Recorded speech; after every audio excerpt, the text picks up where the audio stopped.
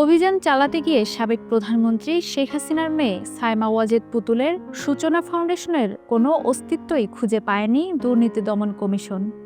বুধবার জাতীয় রাজস্ব বোর্ড ও সমাজসেবা অধিদপ্তর থেকে পাওয়া ঠিকানা অনুযায়ী গিয়ে এই নামে কোনো প্রতিষ্ঠান পায়নি সংস্থাটির আভিযানিক দল।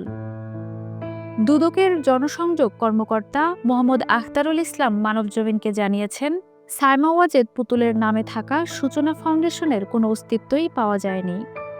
স্বেচ্ছাসেবী ও অলাভজনক প্রতিষ্ঠান হিসেবে ২০১৪ সালে গড়ে ওঠা সূচনা ফাউন্ডেশন মানসিক প্রতিবন্ধিতা, স্নায়বিক প্রতিবন্ধিতা, অটিজম এবং মানসিক স্বাস্থ্য সমস্যাযুক্ত ব্যক্তিদের নিয়ে কাজ করে।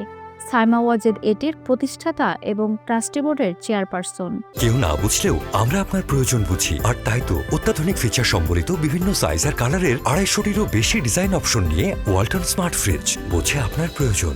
প্রতিষ্ঠানে বিভিন্ন অনিয়ম ও দুর্নীতির অভিযোগ রয়েছে।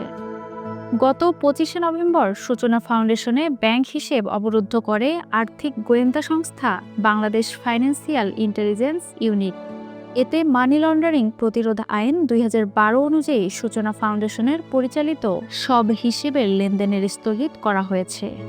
সাইমা ওয়াজেদ পুতুল বিশ্ব স্বাস্থ্য সংস্থার দক্ষিণ পূর্ব এশিয়ার আঞ্চলিক পরিচালক।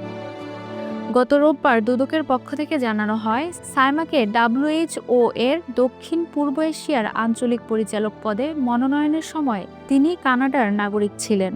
প্রার্থীর যোগ্যতার ক্ষেত্রে তার দেয়া তথ্যাদি যথাযথ ছিল না। তার বিরুদ্ধে দুর্নীতির বিশ্বাসযোগ্য অভিযোগ রয়েছে। দুদকের পক্ষ থেকে আরও বলা হয়, সূচনা ফাউন্ডেশন নামের প্রতিষ্ঠান খুলে সাইমা বিভিন্ন সামাজিক ও ব্যবসায়িক প্রতিষ্ঠান থেকে উপঢৌকন ও অর্থ আত্মসাৎ করেছেন।